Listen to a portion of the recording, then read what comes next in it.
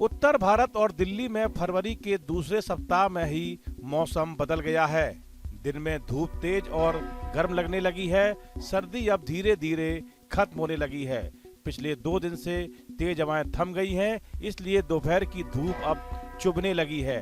उत्तर भारत के तापमान लगातार बढ़ रहे हैं। अगर यही हाल रहा तो फरवरी के अंत तक ही होली के बाद की गर्मी का एहसास होने लगेगा। एजेंसी का अनुमान है कि राजधानी में अगले 3 से 4 दिनों तक तापमान सामान्य से ऊपर बना रह सकता है। हालांकि अगले 24 घंटों में अधिकतम और न्यूनतम तापमान में हल्की गिरावट आने की संभावना है। पश्चिमी विक्षोभ के गुजरने के दौरान 13 से 16 फरवरी के बीच सतही स्तर पर तेज हवाएं चल सकती है। वहीं 12 फरवरी और 13 फरवरी को आसमान में हल्के पतले बादल छाए रहने के आसार हैं। आमतौर पर फरवरी सर्दियों का सबसे ज्यादा बारिश वाला महीना माना जाता है, लेकिन इस बार अब तक मौसम सूखा ही रहा है। इस सप्ताह बारिश की फिलहाल संभावना नहीं है। हल्की बारिश या बूंदाबांदी की पहली संभावना 17 और 18 फरवरी के आसपास बन सकती है। मौसम विभाग और स्काई मैट वेदर के ताजा अनुमान के मुताबिक फरवरी 2026 सामान्य से ज्यादा गर्म रहने वाला है। दिल्ली एनसीआर के कई इलाकों में अधिकतम तापमान 25 से 28 डिग्री सेल्सियस तक पहुंच रहा है, जो फरवरी के लिए अधिक है। उत्तर भारत के अधिकतर राज्यों में फरवरी की शुरुआत में ही अधिकतम तापमान 17-18 डिग्री से बढ़कर अब 25 से 26 डिग्री तक पहुंच गया है। 11 फरवरी को भी दिल्ली में आसमान साफ रहा।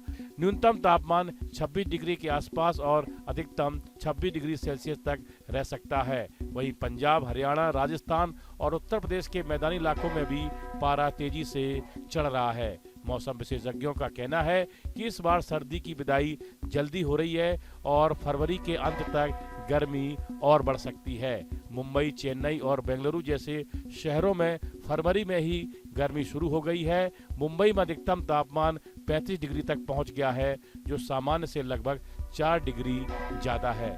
दक्षिण भारत में न्यूनतम तापमान 21 से 22 डिग्री के आसपास है, इसलिए रातें भी गर्म लग रही हैं।